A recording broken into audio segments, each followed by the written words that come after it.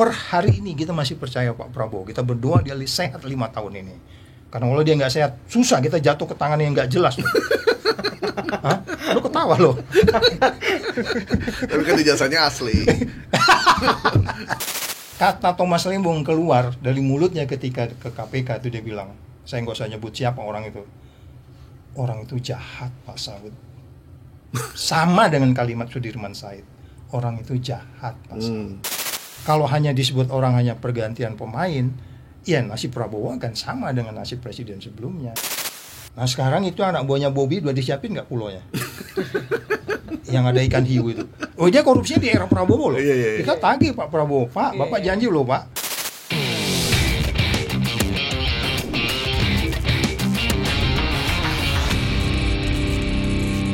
Balik lagi di Bikin Terang. Kali ini agak mendung. Kenapa? Bukan cuaca Jakarta. Kasus korupsi sekarang angkanya makin heboh ya. Ya. 300 triliun. Dan yang menarik yang Sekarang 190. Yang menarik yang mengungkap Kejaksaan Agung. Iya. Padahal dulu KPK raja. Lu masuk lu mau ngadili gua di sini. Gua pulang nih. Bang Saud, ada Bang Saud itu orang pimpinan KPK 2015-2019. Kenapa sih KPK sekarang, Bang? Ya sebenarnya itu yang saya bilang, Prabowo please Pak, kembalikanlah undang-undang KPK. Sebentar. Kalau misalnya memang dulu sempat dikempesin, Yes. kan sekarang udah nggak kempes-kempes sama, sebenarnya bisa dipelembungin lagi. Aku diskusi sama Bro Goib ini cukup lama tentang value di KPK yang dirusak kan. Value loh yang dirusak. Come on, kita talking about the value this morning. Kita bicara nilai, 9 nilai yang saya bilang, jupe mandi tangker sebril, masih ingat nggak? 9 nilai. Jujur, peduli, mandiri, tanggung jawab, berani, sederhana, adil. Masih ada nggak di KPK? Nggak berani jawab, saya bukan orang dalam. I've been Bang there. Saud. Jadi pertanyaannya, kalau dia berada di posisi 9 nilai itu, ya dia harus melaksanakan check and balance sebagai trigger mechanism di banyak tempat. Ini persoalannya dia men-trigger dirinya sendiri kan. Nah, kalaupun ada kemudian let's say quote and quote favoritism dari Mr. President kepada kejaksaan, kemudian apakah dua penegakan hukum lain tidak boleh melakukan yang sama? Oh, hukum harus adil, hukum harus bermanfaat, hukum harus pasti. Itu yang saya bilang di salah satu stasiun TV. Ini menjadi menarik. KPK nangkap jaksa nangkap KPK, KPK nangkap polisi, polisi nangkap jaksa. Karena tiga ini kan isunya kan menghadapi persoalan korupsi. Yes. Jadi check and balance. Jadi sekali lagi pertanyaannya, ada apa dengan KPK sekarang? Ya kita tahu semua bagaimana mereka nilainya berubah tadi itu. Pada bagian lain dia juga ada bagian dari pemerintah. Walaupun mereka mengatakan dalam konteks dan tentara, ya kita juga masih bisa nganggap walaupun mereka bukan penyelenggara negara, tapi struktur dan tentara ada KPK di situ. Padahal kalau rapat di voting aja kalah dia kan. Mana ada juga rapat di suatu badan usaha terus kemudian tidak voting kalau ada perbedaan pendapat. Padahal dia itu penegak hukum sebenarnya. Itu aja udah barang aneh gitu. Udah selesai, udah bisa pulang gua, Mbak. Jadi Nih Bang, kalau berdasarkan survei ini bahkan kepercayaan publik ke KPK itu hanya lebih tinggi dari parpol, Bang. Parpol. Lebih tinggi. Parpol. Hanya lebih tinggi dari parpol Bang. Ya, jadi memang begini. Diskusi kita sebelumnya, 9 lembaga di dunia yang menilai kita kenapa dapat indeks persepsi korupsi 40, saya keluar di KPK. Anjlok menjadi 34 waktu itu gara-gara undang-undang KPK itu, karena dianggap itu merusak segalanya. Sekarang agak naik ke 37. 9 lembaga yang menilai ini kan, salah satu variabelnya 9 lembaga itu varietas demokrasi, ngasih kita nilai dari 1 sampai 100 itu 22. The way you laksanakan demokrasi cuma dapat 22. Apa yang dinilai di situ? Kaderisasi partai politik, semuanya dinilai semua. Bagaimana Anda KPU-nya kayak gimana, angkanya dapat 22.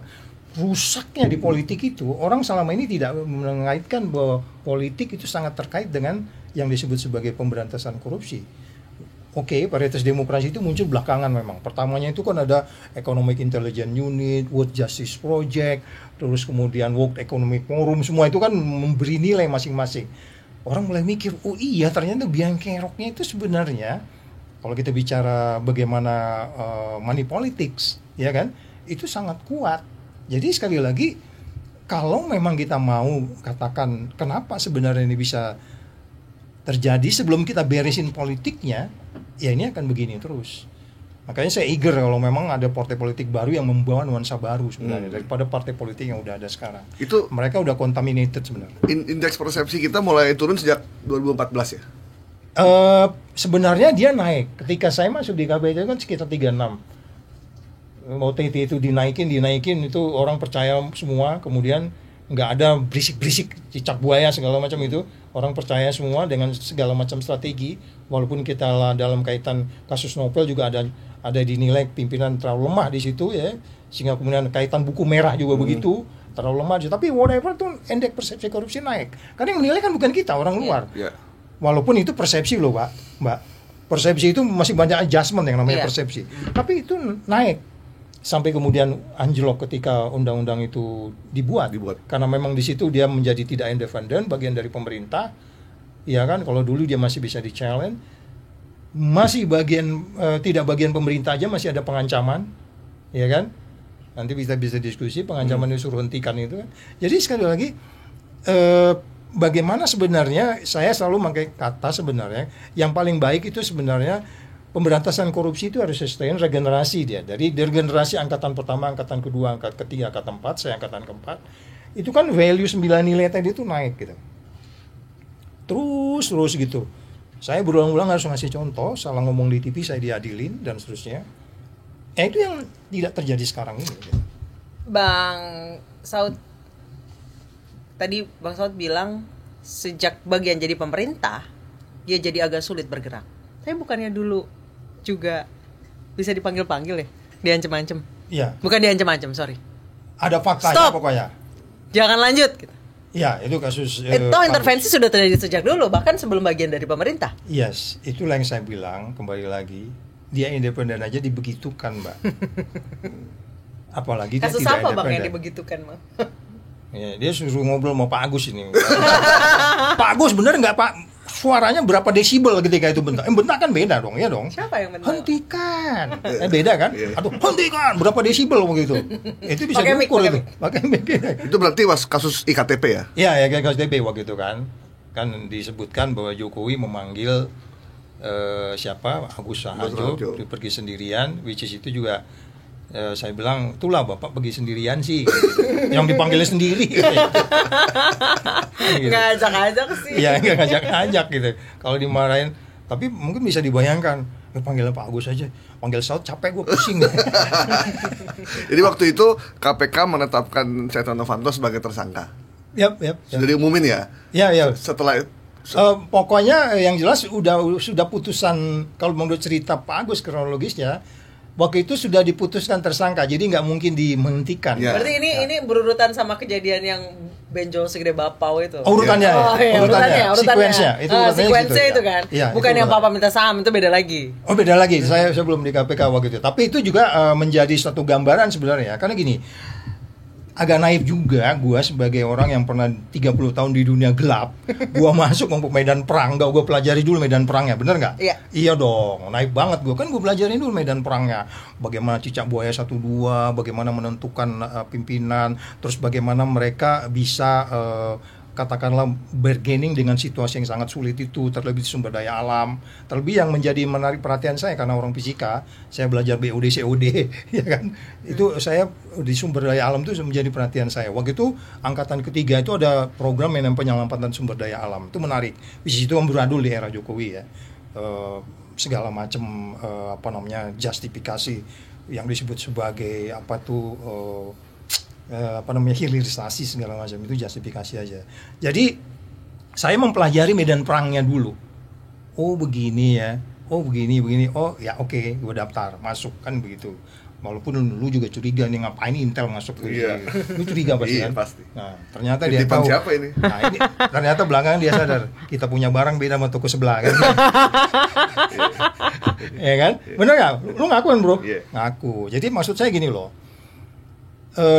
Kalau memang sekarang ini kondisinya dia tidak dipercaya, kemudian kejahatan dengan manuver seperti itu, kita harus apresiasi. Karena mereka part of the bagaimana memerangi memerangi korupsi ini, Oke lah, di battle ini kamu kalah, di battle ini kamu kalah, di sini jembatan kamu untuk runtuh, tapi di battle ini kamu menang. Dan secara keseluruhan kan memenangkan peperangan ini.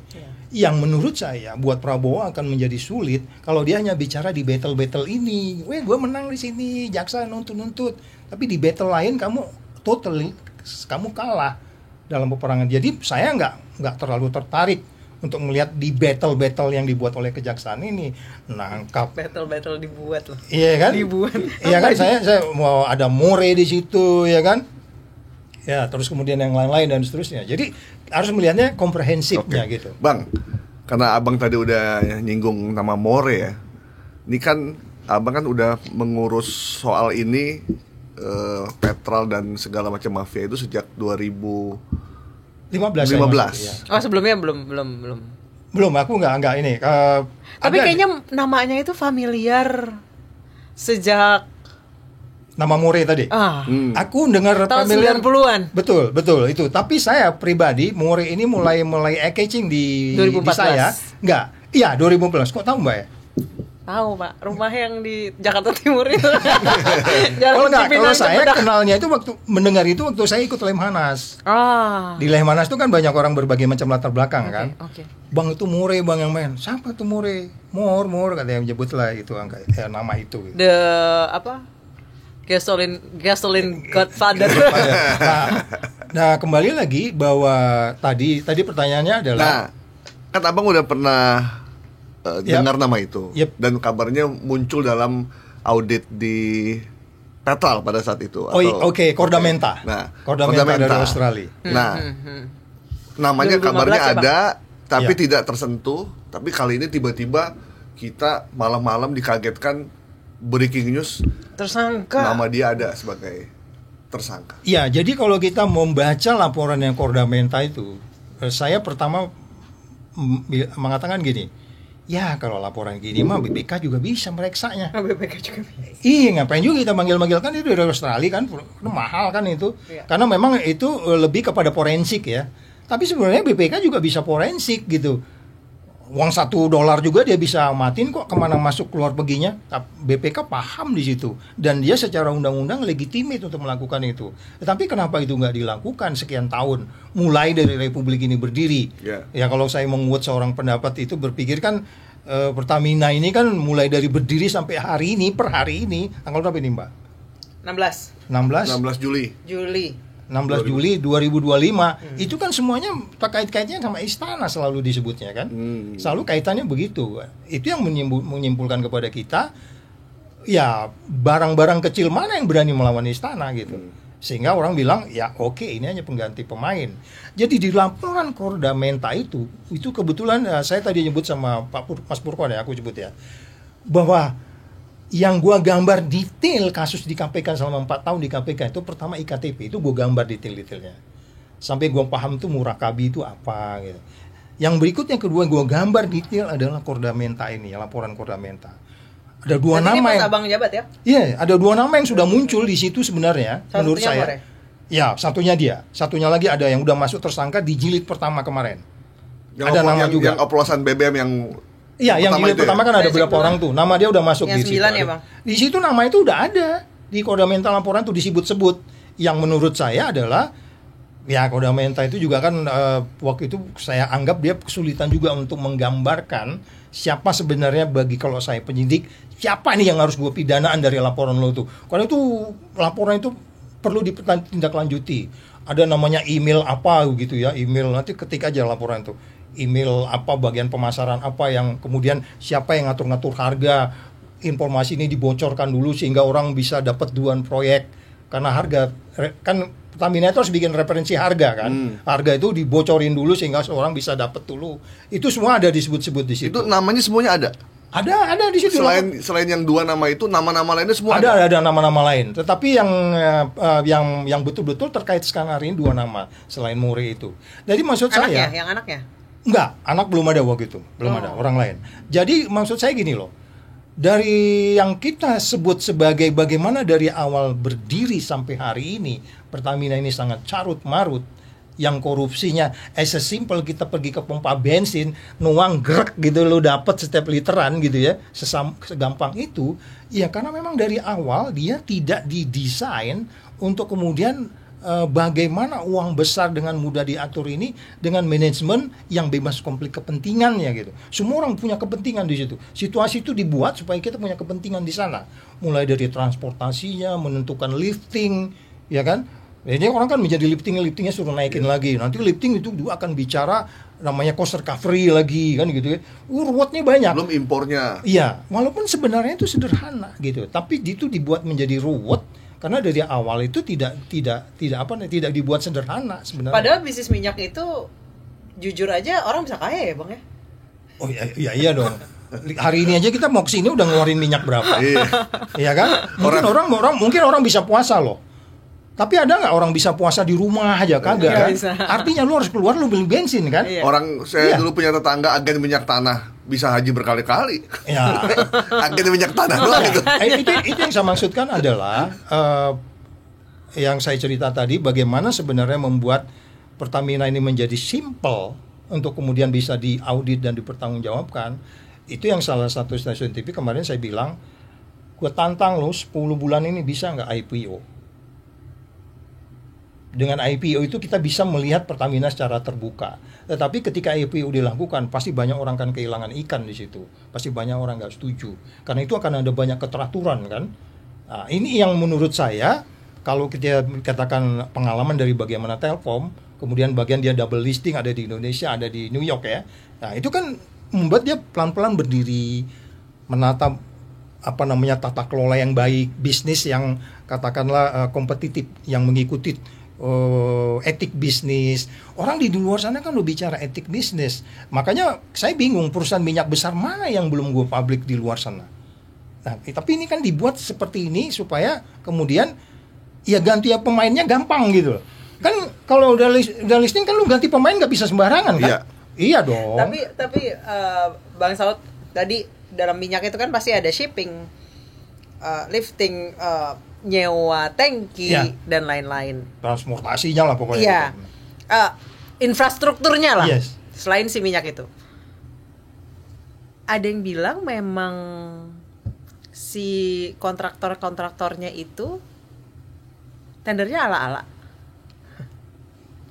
Jadi sudah ditentukan memang selama 30 tahun ini. Sekarang siapa sih yang mau bisnis tuh rugi di dunia ini? Gue tanya jujur aja, saya tadi mengatakan diskusi di depan tadi, di kepala gue ini sebelah kiri, karena pimpinan KPK itu jaksa penuntut dan penyidik, gue tuh begitu lihat orang salah di otak gue tuh nuntut aja, rentut rencana penuntutan ya di kepala gue tuh. Tapi di sebelah kanan ini, karena aku belajar strategic management, fokus pada competitive intelligence, bagaimana bisnis dilakukan dengan etik dan benar, disertasinya itu nggak jadi selesai Mbak sampai hari ini. Doain gue pokoknya Desembernya jadi itu competitive intelligence. Berapa tahun loh? Dari tahun 2004. Astaga. Reynal Kasali udah kemana-mana promotor utamanya. Yang gue nyebut nama nih gitu. Jadi maksud saya adalah bisnis itu dibuat untuk untung. Sekarang kamu bisa yakin nggak kalau More ini sama keluarganya pindah ke Amerika, dia bakal kena korupsi? Saya yakin nggak juga. Karena dia ikut iklim bisnis di Amerika. Ikut kan? Etiknya di sana. Jadi kita katakan kembali lagi saya katakan, terus KPK apa dong? Itu yang saya bilang kemarin, tugas KPK itu menjaga orang baik tetap baik.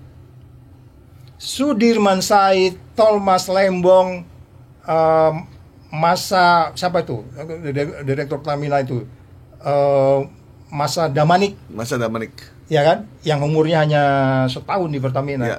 Ini adalah orang-orang yang datang ke KPK yang meyakinkan, Pak Saud, saya orang baik, jagain kita dong supaya gue tetap baik. Kata Thomas Lembong keluar dari mulutnya ketika ke KPK itu dia bilang, saya nggak usah nyebut siapa orang itu. Orang itu jahat Pak Saud. Sama dengan kalimat Sudirman Said. Orang itu jahat Pak Saud. Tujuan kita menjaga orang baik tetap baik itu, kan kita masuk kalau ada peristiwa pidananya Mbak. Nggak mungkin juga dia tinggal di rumah Masa Manik 24 jam. Nggak mungkin juga gue di kantor Thomas Lembong 24 jam. Nggak mungkin juga di kantornya Sudirman Said 24 jam. Gue harus pulang. Dia day by day-nya dia harus berhadapan dengan perilaku jahat ular-ular yang ada di situ. Yang akhirnya masa dia hanya bertahan 1 tahun. 4 hari setelah dilantik sebagai direktur Pertamina, dia datang ke KPK. Bahasa saya itu pasrah bongkoan. Please Pak, bantu saya untuk menyelamatkan ini. Oke, kita jaga. Umurnya cuma satu tahun.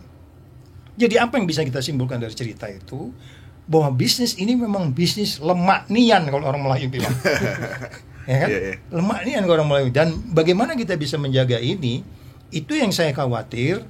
Kalau hanya disebut orang hanya pergantian pemain, ya nasib Prabowo akan sama dengan nasib presiden sebelumnya. Siapa? Iya dong. Ya kan kita harus percaya kutukan sumber daya alam dong. Iya. Kita harus percaya kutukan sumber daya alam. Lu jangan main-main dengan alam ini. Oke, Bang. Kan waktu itu laporan dari Australia itu udah keluar terkait Petral. Yep. Nama udah ada. Skema udah terbentuk, namanya udah ada. Kenapa KPK tidak langsung menangkap atau langsung melakukan follow up? Sebenarnya ada satu. Kan selalu strategi. Ada satu yang tapi sampai sekarang belum vonis tuh orang, tapi sebenarnya udah ditersangkakan. Dicek aja namanya, ada satu. Tapi saya lihat bulan Mei kemarin dia masih dipanggil-panggil loh, belum vonis juga tuh. Ada satu nama. Yang huruf B lah namanya depannya. Depannya huruf B ya? Ya, B, dan namanya udah dipanggil-panggil. Tapi ketika itu kan kita berproses kan biasanya kan. Tetapi sebagai yang saya bilang tadi, orang gue bicaranya nuntut aja, pada bagian lain juga saya mengatakan bisnis harus kompetitif, orang harus untung, bisnis harus ditata dengan baik segala macam. Tapi kalau dia jahat ya kiri ini kan.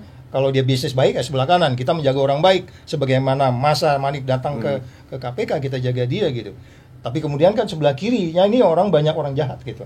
Nah, ketika itu kita sudah melihat bahwa saya yang melihat laporan itu aja gue nggak ragu ini. Ada sesuatu di sini yang menurut saya dalam bahasa competitive intelligence itu adalah red flag-nya banyak banget.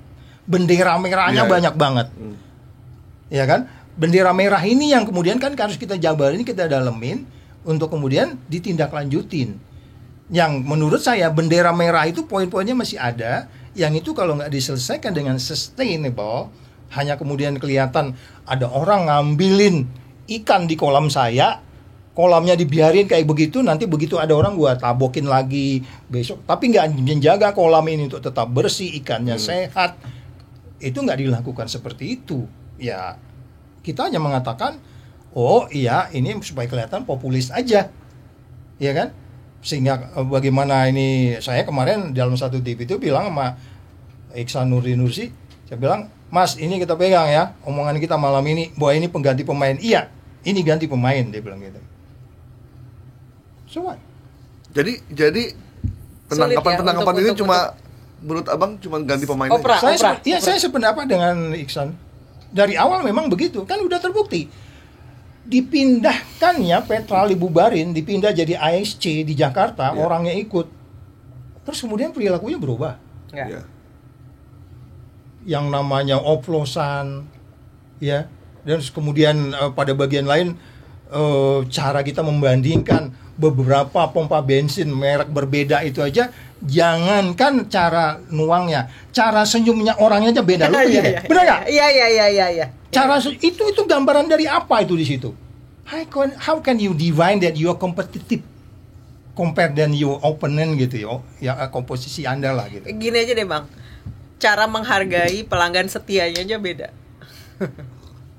Oke, mungkin seseorang itu tergantung ibunya di rumah. Ada juga yang ramah Pak Saud, nggak semua juga dong gitu. Tapi kan organisasi nggak bisa ngomongin kaitan dengan personal dong.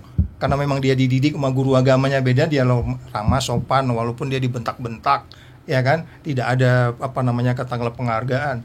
Tapi kan organisasi kan harus structured, value-nya itu structured, nggak value yang kita bawa dari rumah. Ini kan semua kita ini baik-baik karena ibu kita baik di rumah kan. Negara nggak melakukan apa-apa untuk menjaga orang baik, itu terbukti kok. Saya hanya menyebut 3 nama ini, terbukti negara tidak menjaga orang baik itu tetap baik. Berarti mungkin orang baik tidak cocok di negara ini. Iya memang sementara. Kalau orang baik justru dijerumuskan? Oh iya, memang lebih gampang dengan sejumlah judul lambat, dia rapatnya jelimet, gue pusing gitu. Iya, dia pakai bahasa yang gue nggak ngerti. Mungkin chat GPT-nya beda dia sama saya. Dibuat orang sedemikian rupa. Coba saya tanya, bagaimana cara orang menyingkirkan, ini bukan favoritisme loh ya, ini fakta. 3 orang yang saya sebut tadi itu. Ya kan? Orang yang tidak ada kickback, tidak merugikan negara, tapi sekarang sedang dituntut di pengadilan. Nah, itu yang saya bilang, saya mengatakan kembali lagi bahwa ketidakpastian dengan risiko yang tinggi ini sampai kapan? Per hari ini kita masih percaya Pak Prabowo. Kita berdoa dia sehat 5 tahun ini. Karena kalau dia nggak sehat, susah kita jatuh ke tangan yang nggak jelas. Hah? Lu ketawa loh. Tapi kan ijazahnya asli.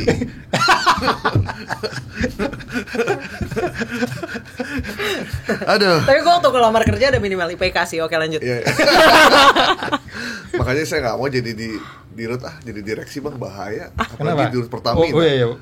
Bang, mungkin. Saya kan beberapa kali ketemu sama orang-orang Pertamina, termasuk direksi. Banyak orang baik loh di dalamnya. Banyak banget. Teman gue S3 ada 2-3 orang. Jadi orang-orang baik, orang yang dia juga agak deketan ya, sekarang makanya gue bilang jaga orang baik ini susah. Nah, bro. iya, gimana? 24 jam bisa jaga dia. Ada beberapa orang baik yang akhirnya jadi direksi, Yep. jadi direktur pemasaran. Yep. Tapi setelah itu dia Larut ya. terlibat malah. Iya. Either itu Bisa dia larut terjerumuskan atau mental. mental Mendingan atau mental dia ke asing nggak sih? dipaksa memang harus begitu. Ada yang bilang, "Lah, ini kan bisa saya nyusul aja, kenapa jadi kita keseret-seret?" Ya akhirnya kita kembali ke textbook, Mbak. Bahwa korupsi by greedy, by opportunity, by need, by environment gitu. By system. By system. Jadi dia terlibat di Di environment-nya. situ aja. Ya, kemudian bagaimana negara bisa menyelesaikan orang yang by greedy atau karena opportunity, karena yang kebutuhan? Oke lah, nggak mungkin lah kalau Pertamina kebutuhan ini kan maksudnya yang dasar-dasar. Nggak mungkin juga tiap hari, tiap bulan lu ganti mobil baterai, lu ganti ini gitu kan.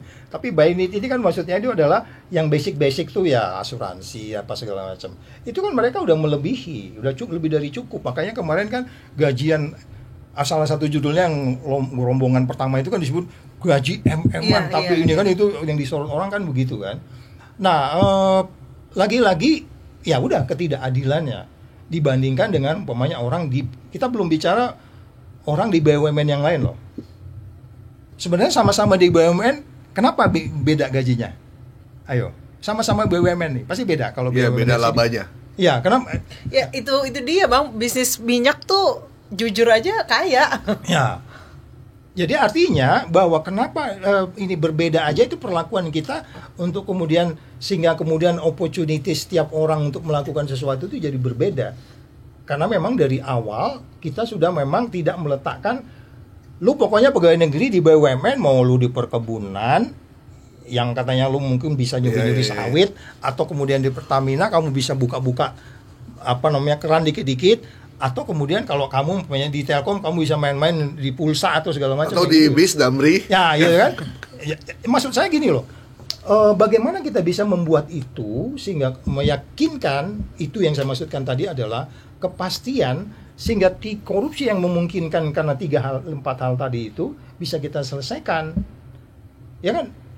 Jadi kalau memang hanya persoalannya kembali lagi karena opportunity, kita punya sistem.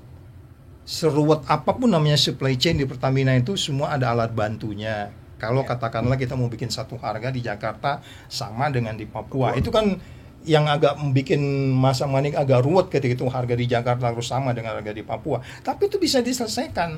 Menjadi ruwet kalau orang punya konflik of interest.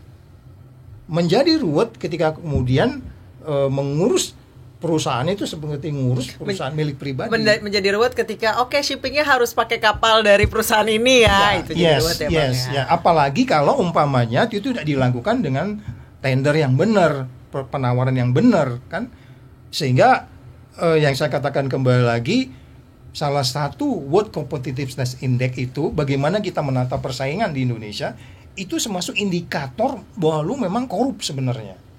World Competitiveness Index memberi kita nilai rendah juga. Cara kita menata persaingan itu loh, gitu. Bang, Pertamina yang dengan beban yang begitu berat ya, jadi bancakan beberapa partai politik atau siapapun yang ingin kaya dari Pertamina itu, dia tetap jadi salah satu 100 perusahaan terkemuka di dunia kan. Berarti menurut Abang untuk menyelamatkan Pertamina salah satunya dengan dia harus go public ya. Dengan melakukan go public, kasih syarat, kalau gue presidennya gue bilang 10 bulan. Lu lakukan supaya semua orang bisa mengaudit. Nggak sembarangan lu ganti-ganti komisaris yang nggak jelas politik latar belakangnya, nggak punya profesi dan seterusnya. Bukan hanya bagi-bagi ini, tapi kan agak susah nanti nyerang ke beliau juga. Yeah. Kan kita tahu komisaris itu kayak gimana gitu. Tapi kalau dia mau mulai itu, dia kirim sinyal ke pasar, nih loh, gue mulai berubah nih. Gue mau adili nih orang-orang. Sekarang gue mau masuk ke tata kelola nih. Tata kelola yang international wide value gitu ya kan, bahwa sebenarnya bisnis itu harus dilakukan dengan etik bisnis, tata kelola yang baik, transparan, akuntabel, bebas dari konflik kepentingan, fairness, terus kemudian jauh dari perilaku korup. Itu kan standar-standar yang udah ada di buku manapun. Kalau Anda pergi ke Singapura, pergi ke Amerika, ya kan, transparan itu kan sudah sangat jelas. Akuntabel itu kan jelas, salah satunya diantaranya yang saya bilang tadi itu. Kalau kita hanya mengharapkan laporan Kordamenta yang dibuat oleh Kordamenta dari Australia, itu BPK juga bisa melakukan itu. Rp1 masuk keluar dia bisa hitung, nggak susah. Tapi ketika konflik of interestnya tinggi, ya udah. Apalagi kalau kita katakan lagi-lagi ini politik. Kan kita tahu di BPK itu kan pimpinannya 9 itu punya latar belakang politik semua kan. Yeah. Background politik semuanya. Jadi gimana dong? It's all about politik. Oke. Jadi untuk meniadakan korupsi, pimpinan-pimpinan yang seperti itu harus bebas dari konflik kepentingan. Apa bisa, Bang? Makanya tadi saya bilang itu setiap tempat harus ada red flag-nya. Harus ada bendera merahnya. Lu kalau makan malam sama dia sendirian, lu awas lu. Itu bendera merah tuh. Gak bisa. Datang ke sini mau bicara apa? Ingat waktu kasus salah satu hakim MK dalam kaitan impor daging sapi? Yeah. Dia kan ketemu di lapangan golf tuh. Hakim MK ketemu seseorang di lapangan golf. Itu etik nggak tuh? Mampu nggak kita masih membuat itu sampai sedetail-detail itu?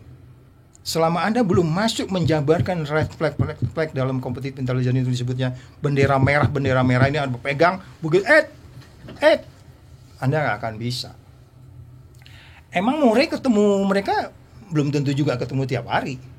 By email, WA. Gimana bro? Oh ini harganya segini bro. Bisa nggak lu pantau semua WA orang-orang itu? Lu yakin bahwa WA mereka itu business is business. WA pribadi itu beda. Pak, kita bikin harga segini pak. Udah dibocorin dulu tuh. Bagaimana tuh? Jadi sekali lagi, detail-detail itu yang menurut saya, etik itu yang menurut saya tidak hanya bicara kinerjanya dalam pengertian keuangan. BPK harus masuk ke detail-detail bagaimana kinerja itu diciptakan. Jadi tidak hanya bicara audit keuangannya.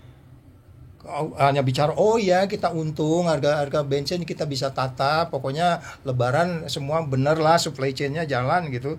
Tapi basically di belakang itu, ya kan, banyak persoalan-persoalan yang sebenarnya jauh dari prinsip-prinsip tata kelola keuangan yang baik. Kenapa Abang mengatakan bahwa mentersangkakan More ini atau Rija Khalid ini hanya untuk ganti pemain? Kenapa waktu nama dia ada di laporan Kordamenta itu, rezim yang saat itu memimpin tidak langsung mengumumkan, kemudian juga dia ganti pemain juga? Justru kenapa ganti pemain? Kenapa ditahan dulu, kemudian baru diumumkan di eranya Pak Prabowo dan kejaksaan yang kata-katanya tuh persis loh, Petrol tahan dulu, itu maksudnya apa? Itu yang saya maksudkan gini, bahwa kalau kemudian kita udah masuk di forensik, ini laporan Koda ini lebih kepada forensik, beda dengan kemudian yang dibuat oleh BPK. Mereka sangat structured sehingga kita bisa menyimpulkan ke arah mana. Ketika kemudian kita yakin ada peristiwa pidana di situ mulai terjadi, ya kan, either itu umpamanya menyangkut penyelenggara negara, karena kan KPK penyelenggara negara. Muri ini bukan penyelenggara negara, tapi ketika dia menyuap penyelenggara negara, baru itu jadi urusannya KPK-nya, ya kan? Nah, oleh sebab itu, ketika kemudian kita masuk kemarin itu ya si B tadi itu penyelenggara negaranya. Orang BUMN itu masuk penyelenggara negara. Masuk dari penyelenggara negaranya, baru kemudian nanti masuk ke swastanya. Kalau kejaksaan dia bisa lebih fleksibel, tidak hanya patokan penyelenggara negara, dia bisa langsung swastanya. Swasta nyuap swasta itu sebenarnya dia bisa dia lakukan itu. Nah, bagaimana kita bisa menjelaskan itu yang saya maksud nanti adalah bahwa setelah dijelaskan bahwa ada niat pemerintah membubarkan Petral karena dianggap tidak menguntungkan negara, lebih banyak ruginya dengan lewat audit udah keluar. Auditnya itu bukan ke gua aja, bro, bukan ke KPK aja, semua baca audit itu. Iya kan? Semua dikirimin berarti. Oh iya dong, itu kan uang negara auditnya itu kan, baik itu ke Pertamina-nya, ke SDM-nya. DPR semua juga terima tuh. Oh iya, harusnya terima. Kalau nggak terima dia salah benar gitu. Iya. Tapi kenapa nggak dilakukan gitu? Jadi kita hanya ngelihat, oh iya ini ke sini, oh iya itu iya dia lagi tuh, masih dia lagi. Ya udahlah. Makanya kemarin orang bilang ada satu rombongan, dia kan nggak tahu dari mana anggota parlemen, nggak usah nyebut, rame-rame berkunjung ke Singapura, tuh siapa yang bayarin gitu. Itu nanya ke gue, mana tahu nanya gue, enggak ada banget. Wah, kebayang gue di Orchard duduk minum kopi tuh. Siapa ya kan? bang yang bayar? Iya kan, bener nggak? Jadi makanya nggak aneh gitu. Lu panggil mereka, mau nggak di sini yang ngurusin itu member parlemen? Berarti Pak Prabowo sama kejaksaan hebat juga dong, berani mengumumkan dan berani menghentikan. Karena perintahnya tuh langsung cari jaringannya More di semua anak perusahaan, bang. Ya, artinya gini. Kayak ada dendam. Personal gitu. Enggak boleh. Itu yang saya bilang tadi itu, kalau politik itu dibangun dengan dendam. Karena kalau Anda bicara politik, Anda bicara ekonomi untuk skala negara. Atau mungkin Pak Prabowo ataupun pemerintah udah gatalnya sebenarnya udah lama gitu. Oh, itu bisa jadi. Makanya Ya, saya bilang nggak usah audit baru aja, audit lama aja itu sudah bisa kita pastikan bahwa kita udah gatal banget. Tetapi maksud saya, ketika kemudian kita hanya bicara pokoknya cari gitu. Nah, itu yang maksud saya tidak termasuk yang tidak sustainable itu. Karena itu ada potensi kalau temen lu nggak lu cari ya. Kan begitu kan? Benar nggak? Itu yang nggak sustainable. Makanya itu biasanya kalau di dalam ilmu agama yang apapun ya, termasuk di agama gua, dulu kalau setengah-setengah, syaiton yang datang itu 7 kali lipat dari jahat dari orang yang pertama loh. Ada ya? Di hadis juga ada juga ya. Hati-hati lo main kayak gitu. Serangan baliknya itu akan lebih banyak. Yang pertama nyerang kopral, yang berikutnya jenderal turun tuh. Kalau eksorsismnya setengah-setengah ya bang. Ini walaupun baru masih hari Selasa, ini belum masuk hari Minggu. Tapi kan maksudnya gitu loh. Memang keseimbangan itu akan datang. Hati-hatilah Anda kalau hukum tidak pasti, hukum tidak benar, hukum tidak bermanfaat, itu pasti resikonya menjadi lebih besar. Of course kita menghargai, karena ini mimpi kita membuat Indonesia lebih bersih. KPK-nya tidur, ya oke, ini lakukan ini. KPK-nya tidur. Tapi tidur itu, apa pingsan bang? Iya, mungkin mirip-mirip lah, atau mungkin yang pingsan atau pura-pura tidur, kita juga susah gitu kan. Intinya adalah bagaimana sebenarnya memastikan bahwa kita tetap adil di sini. Itu yang penting saya pikir. Nah, kalau ini kan udah diumumkan nama orang yang dianggap untouchable, yang akhirnya tersentuh juga untuk saat ini. Untouchable, finally touchable. Nah, untouchable itu gambaran dari hopeless dan helpless itu ya. Tapi ya fotonya More itu di semua media sama bang. Hampir semua sama. Hanya ada beberapa foto saja. Oh, artinya jarang dia muncul gitu. Iya. File lama semua ya. fotonya Sebenarnya pakai AI aja jadinya wajahnya. Pidato kebangsaan ada yang pernah datang katanya, mana datang pidato kebangsaan. Gimana? Nanti aja. udah lama hilang setelah kasus Papa minta saham. Namanya hilang. Karena muncul pun tidak. Nggak muncul, pokoknya pergilah gitu. Terus tiba-tiba muncul di salah satu ketika pidato. Nah itu pidato kebangsaannya Pak Jokowi sempat datang. Di depan lagi duduknya. Duduknya barengnya sama pejabat-pejabat. Setelah itu kita menilai nih. Itu ceritanya si ini tuh. Gak usah malu-malu. Ceritanya Said Didu lah gitu kan. Said Didu menjadi, aduh pusing gua katanya. Gua disuruh berhentiin, tentunya dia hadir duduk di depan gitu.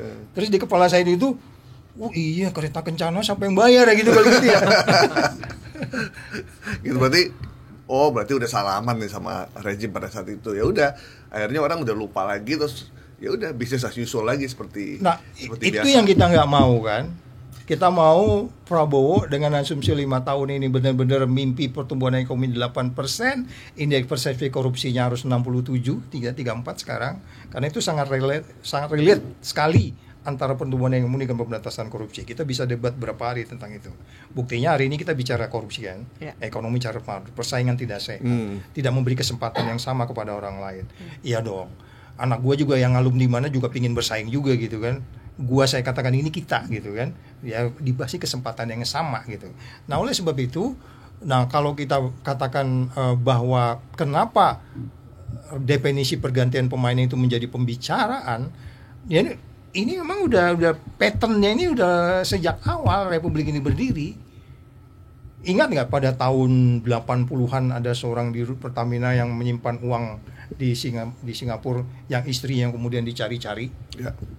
Karena uang itu mau diambil sama anaknya, istrinya bertahan gitu kan. Itu cerita itu ya masih muncul sampai sekarang ini gitu. Itu Mbak. Nah, terus kita melihat situasi seperti sekarang. Nama udah diumumkan, tapi orangnya ini adanya di Singapura. Di mana kita nggak tahu. Atau di mana kita nggak tahu. Ya. Bahkan ada berseliweran di media sosial sudah berganti kewarganegaraan. Akan makin sulit nggak buat kejaksaan untuk memburu? Nah, kasus-kasus kayak begini kan sudah sering terjadi ya. Bagaimana orang yang harusnya ditahan pindah ke luar negeri, ingat kasus Papua Nugini akhirnya dapat warga negara di sana. Modus-modus itu nggak menutup kemungkinan akan terjadi.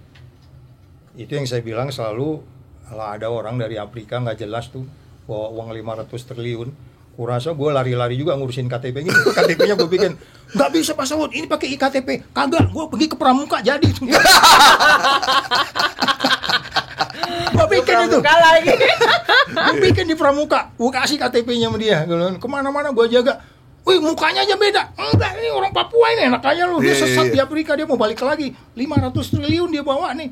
Ya kan? Mikir kita kan uang 500 triliun lumayan nih buat makan biji apa tuh? Makan pagi.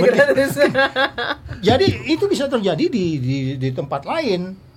Nah, dengan sejumlah alasan. Apalagi kalau dia bilang, gue masuk ke negara nih, kita anggap nih, masuk ke negara, Pak, gue kasih dong warga negara. Ini gue bawa nih, gue transfer detik ini juga sekarang gini. Wah, nggak bisa, kita punya hubungan baik. Enggak, Pak. Ini kan Bapak lihat nih ada fotonya nih. Gue pernah biayain dia loh waktu kampanye itu. Benar nggak? Ya.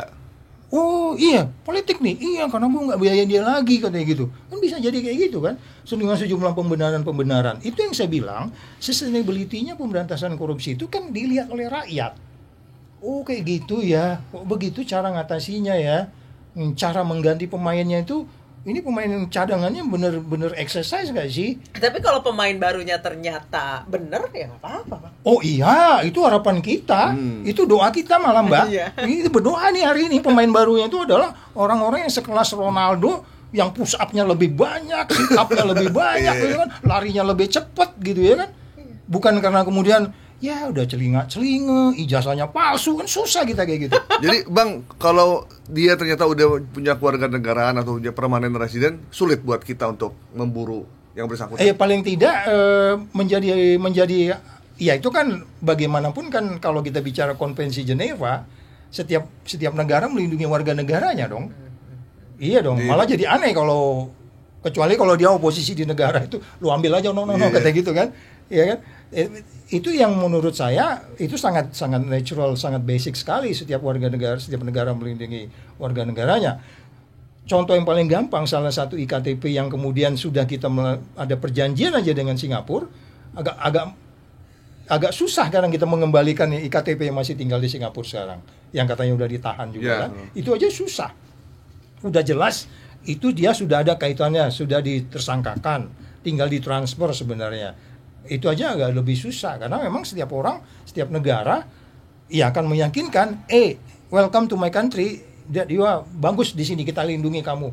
Dia dengan sejumlah pembenaran dia akan bilang kan bahwa kamu datang ke sini, kami akan melindungi kamu gitu. Jadi bagaimana kita bisa menjelaskan kaitan umpamanya kami akan menegakkan penegakan hukum yang baik Orang lain bilang, ya kamu aja dari World Justice Project dapat 22 nilainya. Gimana kamu bilang kamu penegakan hukum baik? Itu kan susah. Itu makanya saya bilang, mulailah kita bicara indeks persepsi korupsi supaya orang percaya dan orang yakin bahwa kamu tidak politiking di dalam penegakan hukum.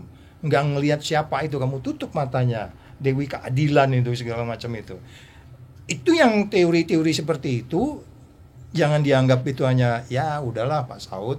Ini kan kita bicara harus memang politik itu harus berubah gitu. Ya. Agak susah, hanya politik doang dijanjikan. Karena berubah. Bang kalau ternyata nggak bisa disentuh juga walaupun udah tersangka, akhirnya yang kita tangkap, yang kita adili ya cuma orang-orang ini aja nih, orang-orang mantan-mantan direksi atau orang-orang di luar circle. Orang Pertamina yang sebenarnya cuma ngikut aja dengan bisnis as Kalau usual nggak itu. Bang, yang kami perhatiin ya, orang-orang yang kena adalah orang-orang yang di luar circle atau yang sudah keluar dari circle. Ya, inilah tandanya kita cinta negeri ini. Kita tahu negeri kita kan. Benar nggak? Kita tahu permainan di negeri kita. Ini mau dilanjutkan nggak sih? Mau berhenti nggak sih? Apakah kemudian kalau kita bisa asa citanya Pak Prabowo yang dia teriakkan setiap hari itu bisa dijabarkan oleh semua kita? Ya kan? Yang Pak Prabowo udah janji, lu ya kalau korupsi lo, gua taruh di satu pulau dikelilingi oleh hiu lo. Nah sekarang itu anak buahnya Bobby udah disiapin nggak pulaunya? Yang ada ikan hiu itu. Oh dia korupsinya di era Prabowo loh. Iya. Kita tagih Pak Prabowo, Pak, Bapak janji loh Pak, mau ngasih pulau di situ, ya kan? Iya. Ya gitu, ya siap. Manusia kan dipegang omongannya, ya kan? Ya tapi lagi-lagi kalau pertanyaan kembali lagi bahwa akhirnya kita hanya mengambil yang kecil-kecil, kita zolim itu namanya. Suatu saat kutukan sumber daya alam itu akan datang ke kita, tinggal menunggu waktu. Jadi sekali lagi, kalau kita katakan bahwa sorry kalau saya harus mengquote omongannya Nursi dalam hal ini, dia bahkan dipecat karena melaporkan apa adanya. Itu yang saya bilang kemarin, orang-orang baik di negeri ini banyak, tapi yang melindungi siapa? Jangan-jangan orang yang 18 ini tadinya orang baik. Ya. Kebetulan satu, nggak usah nyebut, salah satu agamanya di gua, dibilang, bang orang itu baik kali, bang aku tahu orang Saya itu. juga kenal sama salah satu direktur pemasarannya. Coba. Orang baik banget. Jadi, terus gimana dong? Kamu harus tanggung jawab loh mbak. Kamu tanggung jawab. Dan terima kasih podcast ini kemudian ditonton orang, itu tanggung jawab kita semua menjaga orang baik tetap baik. Gimana cara jagain orang baik di dalam situasi yang Carut marut kayak carut-marut. begitu. Iya, tanggung jawab presidennya. Kan presidennya dalam pokok pikirannya begitu dalam pidatonya. Iya kan? Jokowi juga orang baik sih dulu. Iya, kita tahu semua, makanya kita mencintai dia gitu kan. Tapi kan dari awal waktu masuk gorong-gorong kita udah curiga juga sebenarnya kan. Iya kan? Kita udah curiga sebenarnya. Nggak gitu kali gitu kan. Nggak gitu-gitu amat lah gitu ya kan. Ini mulai diikutin lagi nih satu daerah gitu kan. Hah? Udah mulai diikutin lagi tuh. Tapi udahlah, lu kalau udah populisme udah jangan dipercaya gitu. Kasih tahu rakyat ya. Kalau populisme udah jangan dipercaya. Siapa yang namanya KSM ya? Kang Saud Mulyadi. Ini Mas Gaim mah gitu. Oh gitu aduh Saud Mulyadi Pak kan? Malis ya. Pak Mali. Tong. Sistemnya yang sudah carut marut selama puluhan tahun, Bang Saud, bahkan More aja ini pemain lama itu 92 ya Bang? Dari 92 ya? Ya aku ngikutnya 33 mulai tahun. 2015 ya. Ya 9 dia mulainya. Iya, Ah. tapi dia tuh kan pemain sejak zaman Orde Iya, Baru iya, bahkan. Iya. Berarti sistemnya orang taunya ya itu korupsi, tadi Bang Saud nyebutin korupsi by needs apa segala macam, sama satu lagi mungkin beberapa orang nggak sadar kalau dia sedang korupsi karena dia kira ya emang gitu. Itu filosofi kandang ayam kita kan. Iya. Anda hidup di kandang ayam yang sangat kumuh tadi itu. Anda nggak sadar bahwa sebenarnya Anda udah terkontaminasi. Itu orang wajar-wajar aja gitu. Nggak ada yang bisa warning karena bendera merahnya itu. Sebenarnya semua orang sekarang ada di kantornya itu ada bendera merah. Oh, ada. Ada, nggak boleh ketemu orang. Semua ada kode etiknya. Tapi siapa yang mengawasi kode etik ini? Di KPK itu ada kode etik. Bisa jadi pimpinan KPK-nya ketemu, minta duit, menteri diperes sama dia. itu bendera merah banget. Jadi lagi-lagi, oke, kita harus evolusi menganggapnya karena pemberantasan korupsi harus naik gitu bertahap. Tetapi kalau kemudian ini hanya diawali oleh dana partai politik yang mahal karena rakyat memilih itu harus dibeli, itu yang kita harus hentikan. Itu sebabnya Varietas Demokrasi sudah mengingatkan kita, indeks persepsi korupsi itu lu benahi cara lu menjalankan demokrasi. KPU lu tuh benarin. Ya? Itu kan by definition umur yang nggak cukup itu aja nggak bisa. Umur yang nggak cukup itu nggak bisa. Tapi bisa-bisanya, ya kan, dibuka jalan, keluarlah yang namanya putusan MK 90 itu. Itu orang ketawa semua gitu. Sehingga, oh itu mah nggak ada urusan sama korupsi Pak Saud. Rakyat kok yang milih, enak aja lo. Dari mana ceritanya lo ngambil duit, ngasih duit ke rakyat? Uang istri lo. Lu ambil dari negara, lu mau ngerampok lagi, kan gitu. Makanya saya kembali lagi, bagaimana sebenarnya kita bisa menjelaskan kepada rakyat, please tahun mendatang yakinkan bahwa yang lu pilih itu adalah partai politik yang punya potensi rendah di dalam money politik. Kalau udah menawari janji-janji yang tidak rasional, sekian juta pekerja, ini sekian, udah deh, bullshit semuanya. Oke, Bang, kan kita sering lihat ya kalau orang terkaya di Indonesia udah ada tuh namanya 1, 2, 3, tapi nama ini nggak pernah ada loh, nama More. Iya. Ada di list. Jadi Bang, pada saat nyari orang ini di semua keterlibatan orang ini di semua di Pertamina dan anak-anak perusahaan Pertamina, namanya dia tuh tidak pernah tertulis di struktur. Itu makanya siapa bapak yang gemuk yang dari Kejaksaan Agung itu, yang bacakan warung baju biru itu. Oh iya, Pak. Dia kan Harley. di situ disebutnya itu apa yang disebutnya beneficial ownership kan. Iya, beneficial ownership. Jadi lu nggak ada nama lu, tapi lu begitu orang ngomong orang terkencing-kencing semua. Itu beneficial ownership. Nggak ada nama kita di situ. Iya kan? Tapi begitu lu ngomong lari orang semua. Iya kan? Suruh nimpukin kepala orang. Godfather beneran ya? Iya. Itulah yang namanya beneficial ownership, dan itu sudah ada peraturannya sebenarnya, sudah ada kepresnya juga, itu ada perpresnya juga. Udah bisa dibilang mafia dong, Bang. Oh iya, jadi artinya gini loh. Kalau kita bicara mafia itu kan artinya selalu berganti kan? Iya dong. Emang ada mafia yang seumur hidup? Enggak ada. Mafia itu ganti-ganti. Iya. Ganti pemain. Ya, pemain. bila perlu saling bunuh sesama mereka Iya, gitu kan. iya. Ya, jadi artinya kalau pakai by definisi itu ya bisa jadi gitu. Cuman kan selalu beneficial ownership itu memang dipercaya ada dan itu diakui ada, tetapi Anda harus declare gitu. Tuh loh Pak, itu saya punya gitu, tapi yang ngerja tuh si itu tuh gitu, dia nggak muncul. Itulah kenapa Kordamenta itu sampai bisa menemukan siapa sebenarnya beneficial ownership-nya. Dia sampai nanya, dia nggak bisa buktikan, dia hanya nyebut bahwa pernah ada dalam satu pertemuan si More ini mewakili ini. Dia hanya menemukan itu gitu. Dia bahkan dia ragu gitu bahwa ini dia gitu. Cuman gue pernah ini ragu bahkan si. Oh iya, dia bilang bahwa dalam pertemuan ini si ini mewakili ini. Ada 3 PT kan di sana yang disebut di Singapura itu, yang terkait langsung dengan dia. Ada orang-orang tuh pindah-pindah di situ-situ. Orangnya pindah-pindah dari PT ini pindah ke sini, ini ke sini, ini ke sini gitu loh. Ada 3 perusahaan. Itu sudah dia sebut. Ada keraguan dia ya, ini sebenarnya siapa gitu orang ini, tapi pernah disebut bahwa dia mewakili ini untuk hadir di suatu pertemuan yang sifatnya mewakili Indonesia dalam hal energi mamanya gitu loh. Oke, Bang. Ya. Berarti karena Abang udah nyebut kasusnya temennya Bobby, Topan itu namanya. Topan Obaja gitu. Topan itu kan, ini kan KPK kan yang membuka ya. Iya. Menurut Abang ini akan berhenti sampai Topan aja, atau KPK akan mengusutnya lebih jauh, dimulai dari situ? Sebenarnya ada yang menarik ya, ketika Bobby sekitar April 2025 ya, dia diundang KPK tuh. Ada dokumennya tuh, coba dilihat deh. April 2025. Dia ke KPK. Itu ngapain ya gitu? Nggak ada terungkap di permukaan mereka mau bicara apa gitu. Hanya Bobby, bukan gubernur-gubernur semua gitu? Iya, dia sendiri. Coba Pak, lihat Pak. Lihat apa namanya, itu mau bahas apa gitu. Karena 28 April 2025. oke ya, clear ya, dia datang ya. Cuman nggak jelas ya ngapain ya. Bukan gue salah ya. Nah, sekarang pertanyaannya Koordinasi dan kolaborasi. Nah, koordinasi dan kolaborasi itu bahasanya memang selalu begitu. Seneng Bahasa saya dewa, kalau bahasa KPK dewa. berkolaborasi dengan Iya. pemerintah daerah. Keren Iya. banget ya. Ya karena gini, karena di daerah itu memang ada satu yang namanya koordinator wilayah.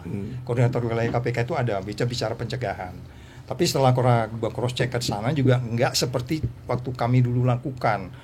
Koordinator wilayah itu bahkan menjaga orang-orang baik tetap baik tadi itu, Iya. bahkan masih masuk ke kabupaten kota. Ada orang-orang yang kemudian menjaga itu supaya tata kelola bisnis, terus kemudian pengadaan barang, pajak dan semua itu supaya baik lah gitu ya. Ada 9 area disebutnya. Nah, kunjungan ini kalau saya pikir nih jangan-jangan ada kaitan yang kasus yang belakangan ini ya gitu. Karena gini, kalau ini produk OTT itu apa tadi April? Tanggal 28 April. 28 April. OTT-nya Juni kan 3 bulan. Iya, Kan? iya. Ini apa ya, maksudnya apa ya? Ada kaitannya nggak dengan itu gitu? Kalau nggak ada juga ngapain juga gitu? Tadi pertanyaan lo, kenapa daerah lain nggak dipanggil Iya. gitu kan? Ya itu makanya sekarang kembali lagi bisa jadi jangan-jangan ini mitigasi gitu. Lo awas lo kalau nggak ini kena lo. Iya. Bagian dari pencegahan ya. Ya bisa jadi, bisa itu sebenarnya kan, makanya kemarin kan dia bilang walaupun itu masih dalam kontrak waktu konferensi pers, dalam kontrak belum terjadi penentuan katanya kan, tapi uang sudah diijon dulu kan belum ditentukan nih siapa pemenang ini, tapi uang udah jalan kan. Nah jadi ini pertanyaan kita yang menurut saya kembali lagi common sense-nya di salah satu stasiun TV saya bilang panggil deh 3 orang gubernur, suruh dia membedah kasus ini. Mungkin nggak Topan Obaja mengerjakan itu tanpa lapor gubernurnya dulu? Pasti mereka akan bilang dengan uang kayak begitu. Apalagi katanya di DPRD-nya juga jadi masalah itu pembahasannya, saya dengar uang itu. Nggak mungkin simpel itu. Pertanyaan tadi itu, ya memang kalau hukum harus patuh, hukum harus adil, hukum harus bermanfaat dan seterusnya itu, ya dia harus mengkelirkan itu. Ya. Terus orang bertanya ke saya, kapan dipanggil Pak Saud? Lu tanya gua. Ya. Ya jawabannya seperti yang bilang, mana gua tahu.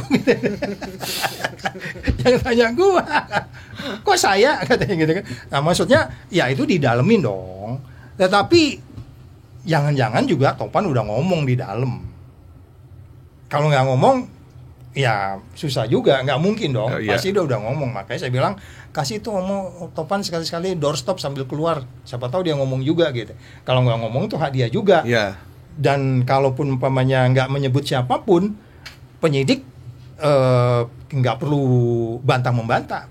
Penyidik yang baik itu nggak perlu membantah. Mana ada orang ngaling ngaku, selalu bantah kan. Sampai bapau bila perlu ya kan. Iya. Ya kan, sampai teman dia yang nyetir mobil, teman lu yang nyetir mobil tuh. Oh iya. Waktu bapau tuh kan. Oh iya iya. Iya kan? Betul. Temen deketnya dia. Lu Satu kantor Lu dulu. yang ngianati gua ya. Teman kantor dulu. Nah, jadi maksud saya Kolega. Bang. Jadi maksud saya nggak perlu pengakuan. Jadi kalau produk OTT itu sebenarnya itu kan sesuatu yang udah jelas. Di banyak tempat saya katakan OTT tingkat menteri sama tingkat kepala daerah tingkat kesulitannya sama loh. Prosedurnya juga sama. Iya kan? OTT terhadap si Topan ini dengan menteri sama tingkat kesulitannya, menata operasinya, karena menit per menit harus dihitung dia kemana komunikasi, dia di sini mengeluarkan lagi istilah baru dari makan di kampung durian jadi makan di kampung rambutan gitu kan.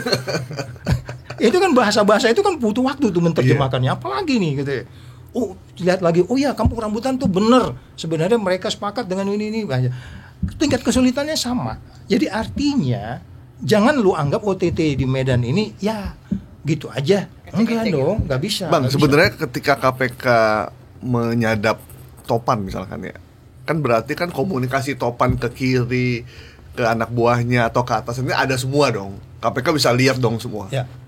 Sebenarnya kalau KPK mau serius sebenarnya bisa aja. Yes. Itu saya pikir udah di cloning juga.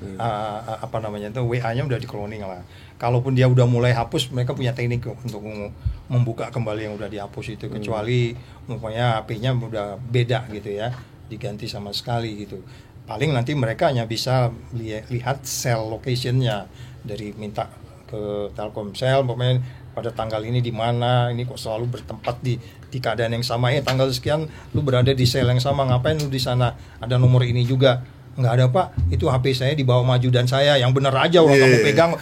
Ya makanya soal bantah membantah itu penyidik lu udah paham loh, mereka udah tahu lah kalau bantah membantah itu nggak akan menginikan, mengganggu mereka untuk kemudian kalau dia mau loh ya, kalau nggak mau ya susah juga kita gitu. Berarti bahasa jangan lupa kantong kreseknya dibawa. Mungkin untuk sekarang nggak kayak gitu. Udah modelnya nggak gitu loh. Lebih canggih kali lebih ya. Canggih ya. Jangan dia nanya AI dulu gitu kan. Cara supaya nggak ketahuan. Tetap dus. Tapi kalau AI yang lama dia nggak jawab ya, dia nggak mau kan. Nggak mau. Saya nggak mau dia ngajarin yang jelek, dia nggak mau gitu. Cara bagaimana tidak terendus KPK. Enggak, jangan begitu. Saya sedang main-mainan begini, bagaimana ini? Kamu jangan bilang anti korupsi. Dia udah didesain untuk nggak mau jawab koruptor ya, gitu. Nggak, pasti dia nggak jawab. Bahkan dia bilang saya nggak boleh melakukan itu gitu kan. Sebagai pengganti dus durian, lebih enak ganti apa?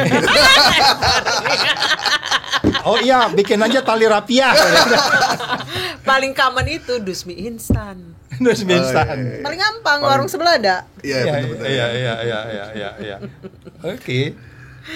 Aduh, 2 minggu ini ya sakit kepala habisnya Mas Kang.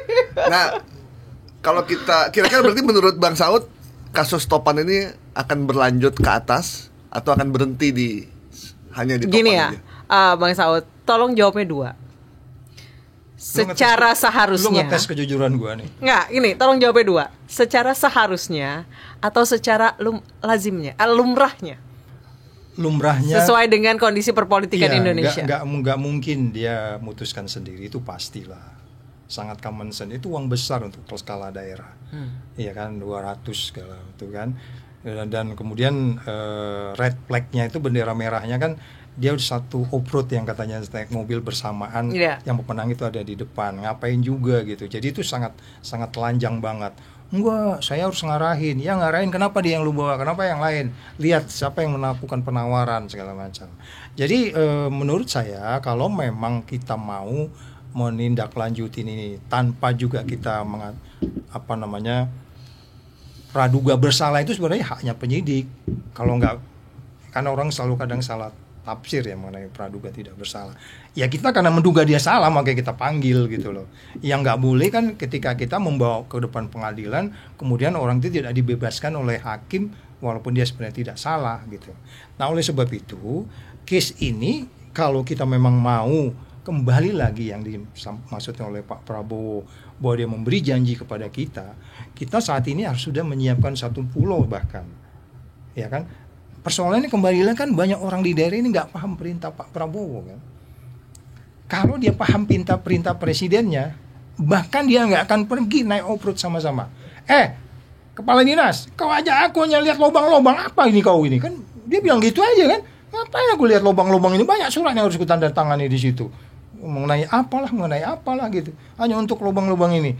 Tapi kalau dia bilang, ayo jalan dulu kita tengok dulu. Bagaimana mau jidat kawan itu kan, susah kan. Jadi itu kan komunikasi itu sangat common sense gitu loh ya. Sehingga kalau kita kembali urutan mulai dari skala yang nasional petral sampai skala daerah yang sifatnya infrastruktur seperti itu, patternnya itu kan sama semuanya ya. Yang kita sebut sebagai bahwa orang selalu konflik of interest ya kan, tidak bebas dari konflik kepentingan itu. Dan ini masih terjadi sampai hari ini. Nah, lagi-lagi janji itu harus seperti apa? Ada banyak yang harus kita selesaikan. Belum lagi kalau kita bicara KUHAP-nya, ya kan? Belum kalau kita bicara undang-undang KPK-nya. Belum lagi kalau kita bicara undang-undang tindak pidana korupsi. Terus kita belum lagi bicara kelembagaannya. Belum lagi kalau kita bicara utang kita yang masih seperti itu. Bagaimana kita menyelesaikan pajak dengan benar. Kan ini persoalannya muncul semua serentak yang menurut saya semuanya itu kan diawali oleh perilaku korup kita gitu loh. Ya. Oke. Aduh. Gimana? Jadi Mas Gap? optimis apa pesimis nih kita? Jangan lu ini tanggung jawab lo deh. Iya ya. Dunia sedang gelap, lu bikin terang. Iya. Kalau enggak tadi lu juga enggak kesini juga. Pesimis atau optimis? Kita sebagai wartawan harus skeptis. Harus skeptis. Oh iya. Tapi terakhir nih tidak menuduh, ya kan? Tidak menuduh, Iya, cuma iya. skeptis aja. Tapi Tapi- jadi kebawa ke Ingat lo ya, di sebelah kanan gue itu bisnis harus bener lo ya. Disertasi gue itu competitive intelligence, bikin bisnis tetap baik. Orang baik harus tetap dijaga. Yes. Makanya saya bilang tadi, More ini kalau di Amerika nggak nyuap dia. Iya. Nggak akan bisa. Lu mau nyuap Ronald Reagan, lu mau nyuap siapa? Trump lu mau suap. Hah? Iya nggak? Iya, makanya iya. makanya begitu once itu nanti diadili, itu yang gue bilang sama pengacaranya Setia Novanto, Predik Yunandi yang bikin Pak Pau itu. Iya, Bapak. Saya harus mengulang ini. Mas Predik, saya menghargai kamu loh. Di mata saya kamu lebih mulia daripada orang yang di luar sana masih tetap korupsi tapi belum bisa gue penjarain. Iya dong. Iya. Setiap orang punya pintu taubat, bro. Iya, betul. Bro and sis. Berarti udah Fredik udah tobat ya? Insyaallah. Aku beberapa kali udah ketemu dia, Hmm. ngobrol. Ya mudah-mudahan dia baik lah. Mudah-mudahan ya. Iya. Udah, Oke. cukup. Jadi mumet. Abang kan dulu di intelijen ya? Iya, media bilang begitu. Biasa. Ini nyari profilnya Bang Saud sebelum KPK agak sulit. Orang saya dulu pernah. Oh iya, aku pernah ketemu orang di stasiun kereta api. Abang memang tertutup banget. Enggak, kamu kurang cerdas. Ada satu saat gua muncul di Singapura. Kita ada warga negara Indonesia ngehack NUS kalau nggak salah. Iya. Tapi dulu masih dial up. Iya, Belum ada ini. Masih Jadi pakai colok ya. pakai dial up telepon dulu gitu. Jadi dia gampang ketahuan di nomor berapa langsung ditangkap dia. Nah, saya muncul di situ dengan nama Tony. Ya waktu itu di KBRI. Tapi mungkin nggak banyak gitu. Tapi memang sejak itu yang hilang gitu. Nggak banyak lah. Saya nggak banyak muncul. Memang nggak boleh muncul kan. Iya. Iya gitu. Agak susah ini profesor fisika apa tadinya. Saya sempat Iya memang pikiran agak seperti susah. itu. Bang, Agak susah ya. soal kematian diplomat Kemlu, abang perhatiin nggak? Wah, habis dari korupsi ke bener sekalian. Ya kan sekalian nih. Buat nanti dicop. Enggak kan, beliau udah lama di luar negeri, pernah ke Amerika, Intelijen Kamboja, pula. kemana-mana kan. Apalagi kan nih diplomat ini kan Iya, juga. salah satu. To be yang- honest, aku nggak detail. Aku to be honest nggak Tapi detail. lihat dari patternnya, Bang. Oh. Yang dia urusin patternnya. Karena gini, kalau kita harus menyelesaikan seorang diplomat career seperti itu, dia masih junior, dia belum pernah event kan Udah 39. iya, tapi Udah jabatan penempatan. terakhir dia kan itu kelihatan di diplomat itu kan ada Staff, dia ada Oh, staff iya, aja. iya. tiga, sekretaris tiga, Iya. sekretaris dua, sekretaris. Satu. Aku di luar negeri paling tinggi jabatan itu sekretaris satu. Jadi Ini di sekretaris satu baru sekretaris dua minister, minister konselor baru dubes itu pangkatnya gitu. Ini orang ini kan masih di bawah nih Iya, dia. sekretaris 3 dia. Sekretaris tiga ya kan. Tapi sekretaris tiga jangan salah, sekretaris tiga itu powerful loh. Dubes kalau malas ngomong itu yang suruh ngomong sekretaris tiga, kalau salah ngomong bisa di ini Kelar. iya kelar, nggak mungkin dubes ngomong kan, dia suruh ngomong aja sekretaris tiga gitu. Jadi dia di front depan juga. Yang saya nggak ngerti sejauh ini apa dalam kaitan itu. Kalau memang dia sekretaris tiga, jadinya potensi dia untuk jadi free rider tuh tinggi. Dia bisa kemana-mana kan. Iya. Kalau udah minister konselor, apalagi udah dubes kan gengsian gitu. Jadi mungkin bisa menelusuri dari situ juga bisa ngelihatnya. Maksud dengan cara meninggalnya di lakban. Ya, itu yang menurut saya menjadi menarik. Karena gini, saya melakukan sesuatu kepada orang lain, kalau kita bicara teori motif, ya kan, itu kan bisa sangat gampang. Motifnya apa sebenarnya orang ini? Hanya motif dendam biasa, motif ekonomi, motif sifatnya sosiologi. Teori motif kan banyak. Kenapa sampai dilakukan seperti itu? Jadi sekali lagi, apakah ada kaitan dengan karirnya dia atau personal mattersnya dia gitu? Itu yang agak susah kita ngebedakannya. Nah, menjadi sulit ini sama dengan ini sekarang nih, ada orang ijazah palsu di negeri ini, ya kan?